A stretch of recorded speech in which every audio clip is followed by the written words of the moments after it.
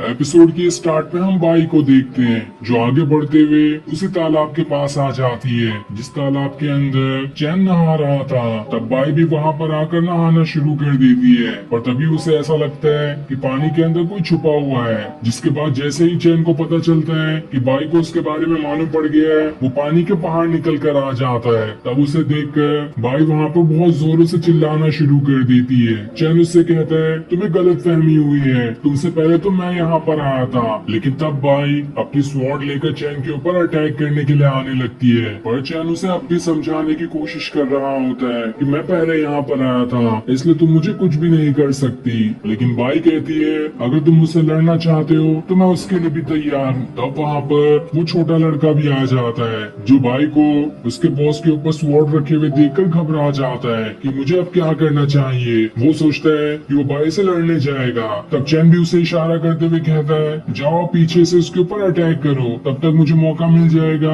कि मैं इससे इसकी स्वॉर्ड छीन लूंगा। लेकिन चैन के इशारे को वो छोटा लड़का गलत समझ लेता है और उसे लगता है कि चैन उसे यहाँ से भाग जाने कह रहा है क्योंकि वो बाई से लड़ने के लायक नहीं है। तब ये देखकर वो छोटा लड़का वहाँ से भाग जाता है, जिस चीज से चैन को बहुत ज्यादा गुस्सा आता है। ये किसी काम का नहीं है, अगर इसे भागना ही था तो आया यहाँ पर किस लिए। अब कुछ देर बाद वो छोटा लड़का वहाँ पर शैन को ले आता है ताकि वो चैन को बचा सके। तब शैन को वहाँ पर चैन आते हुए दिखाई देता है जो लकड़ियों पे चलते हुए आ रहा था। चैन उसे बताता है तुम्हारा यहाँ आने का शुक्रिया, लेकिन अब मैं बच चुका हूँ। वो उसे सारी कहानी बताता है कि कैसे वो बाई के चंगुल से बच निकला। वो बताता है कि बाई ने मेरे अंदर एक बहुत ही बड़ी मकड़ी को डाल दिया और उसे पकड़ने के लिए एक छिपकली को भी मेरे कपड़े के अंदर डाल दिया था जो मेरी पूरी बॉडी में घूमने लगे और फिर वो मुझे ऐसे तड़पता हुआ छोड़कर वहाँ से चली गई। और फिर भी मैंने काफी कोशिशों के बाद उन दोनों को अपने कपड़े से बाहर निकाला और बड़ी मुश्किल से चलते हुए यहाँ तक आया हूँ। लेकिन तब शैन बेचारी चैन को ही चिल्लाते हुए कहती है इसमें तो तुम्हारी ही गलती है, जब कोई लड़की नहा रही थी तो तुम्हें पानी के अंदर नहीं जाना चाहिए था। जो सुनकर चैन को एकदम ही ज्यादा गुस्सा आ जाता है और वो लकड़ी तोड़ते हुए कहता है कोई मेरी बात का यकीन क्यों नहीं करता कि पहले मैं ही वहाँ पर गया था। लेकिन तब वो छोटा लड़का कहता है बॉस बॉस मुझे आप पर भरोसा है कि आप पहले वहाँ पर गए थे। लेकिन चैन उससे कहता है तू तो चुप ही हो जा, तू किसी काम का नहीं है, उल्टा मुझे फंसा कर वहाँ पर से तू भाग गया था। इधर एक सिपाही रात में एक पेड़ के पास आकर सूसू कर रहा होता है। तब उसके पीछे बाई आ जाती है जो उसके गर्दन पे स्वॉर्ड रखते हुए कहती है मुझे तुमसे कुछ पूछना है। इस पर वो सिपाही कहता है अरे मुझे माफ कर दो, मैं दोबारा यहाँ पे कभी सूसू नहीं करूंगा। यहाँ पर तो क्या, मैं तो अपने घर के बाथरूम में भी नहीं करूंगा। लेकिन बाई कहती है मुझे तुमसे ये नहीं पूछना है, मुझे पूछना है कि शैन कहाँ पर मिलेगी। तब वो सिपाही उसे शैन का पता बता देता है, इसलिए बाई उसे बेहोश करके वहाँ से चली जाती है। इधर चैन अपने घर पर आकर उस पिल को रिफाइन करने की कोशिश कर रहा होता है जिसे रिफाइन करने का तरीका उस किताब में लिखा था और उसे रिफाइन करने के लिए जो जो चीज लगेगी वो छोटा लड़का उन सारे हर्ब्स को वहाँ पर लेकर आ गया होता है। और चैन उस किताब को पढ़कर दिल में सोचता है कि आज से पहले तो मैं अल्केमी के बारे में कुछ जानता भी नहीं था और पहली बार इसे ट्राई करने जा रहा हूँ, न जाने ये कैसा मेरे से बनेगा।